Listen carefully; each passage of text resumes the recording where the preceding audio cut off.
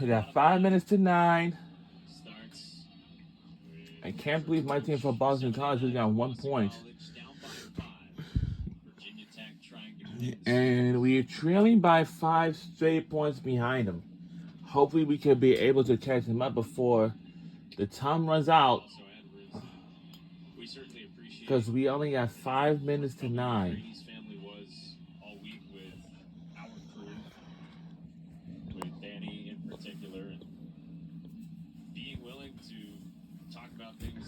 So, I hope we can make a good swing on this. Because hopefully we could be able to catch up with them. You read about him and learn about him is so, he just one of those people you never forget. And yet, this, this day, you can tell the family uses it. There are other times to grieve and other times where they're working for this cause. But today is a day where they celebrate Pete. And, in a very funny way, many of the family members said, hey, I'd rather talk to you earlier in the game than late because we may have a couple. All right, come on. But they're celebrating a memory. They're celebrating. Oh man.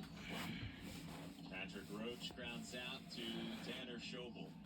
One down and Lucas. There are a whole bunch of fans out there. They really are. Look at a whole pile of fans. He was the same guy as a player as the public saw him in the ALS role as a leader in that way, that he was such a team guy. He loved those around him, and it was never about him.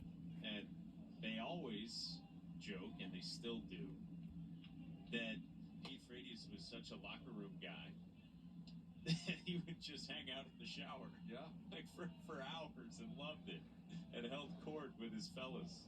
Yeah, I mean, you could see, like, he had the it factor, right? Like, We have 3 minutes to 9. But he was the captain. I know this game can be very interesting, but what would have been successful is if we tie the game at 6-6, and this means we're going to have to break the tie. You coach these players as if they're going to be big leaguers. Baseball is one of my favorite sports to watch on TV, just like regular baseball and any college baseball. That they're great husbands and fathers and brothers. And I want to say, contribute to society. And behind, there's a whole pile of fans over there. Whole pile of fans. Whole lot of them. Whole lot of them. Come on. Let's just swing on that. Among others, Steve Gleason. This is like very ferocious this time. Like Pete, like Steve, who do such a great job advocating the development of this and the awareness around it. And as John West said before, hopefully someday we're not having ALS awareness games. Boston College is one of my favorite baseball teams of these college teams. It's because I'm a fan of college sports and regular sports. But John West's interview with Danny was, man, I'll never forget that. That was just, not take my breath away. Just incredible, that kid, the maturity, and would have never, like to say Pete Frates and the Frates family heroes for us. Man.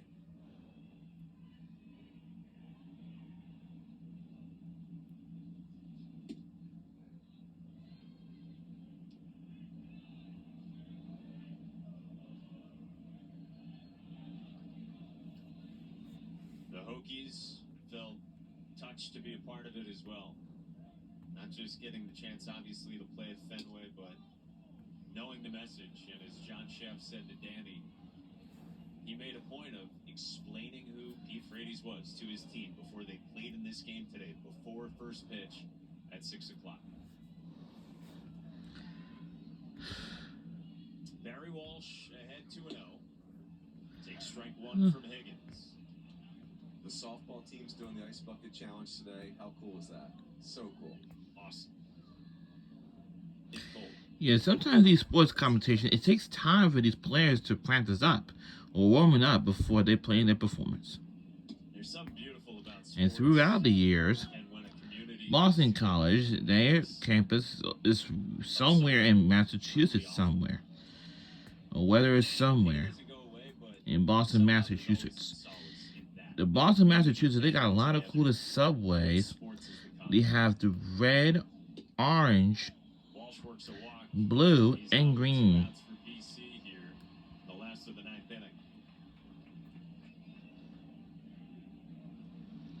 Now, the four lines it connects or it relates to Philly, such as the green line for the trolleys, the red line for the Paco, orange line for the Broad Street, and the blue line, which is my line, which is the Marcus Frankford line. I've been on the Marcus Frankford line all the time because I'm not too far from it. Mike Gambino raved about Travis Honeyman, and you could see it. I mean, good frame. This game is gonna be sometimes gonna be even longer as I was going to expect it, but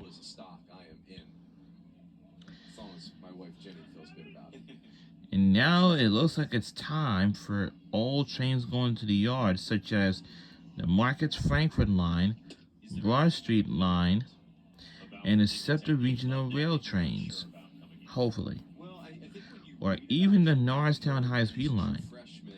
And all trolleys will may go to the depot for the night. And that goes for the buses. They need to go to their depots for the night until on each days like they usually be. That stands out for me. Virginia Tech's offense can go toe-to-toe with anybody, and Drew Hackenberg is as gifted as a freshman arm as there is. We got Griffin Green on Fridays. He's been good recently as well. Ball and 2 strikes on Honeyman. How could my team for Boston College really got 1 point? That ain't good. We need like 5 points. Last time I got a good swing on this.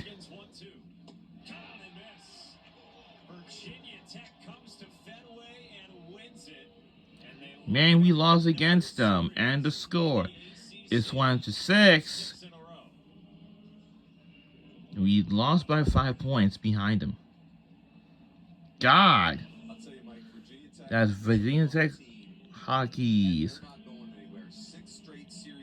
Hokies, actually. This team's going to do damage to the postseason, and I'll tell you this, it was an honor to be here today. Just absolutely. Wow, man, we tried.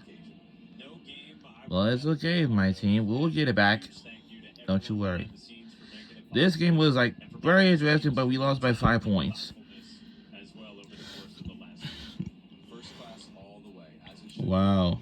Once again, our final score. It's Virginia Tech 6, Boston College 1. For Mike Rooney, for Danny Wexelman, our producer Matt Barkley, our director Ed Curran, and our entire crew behind the scenes doing it. Wow, man.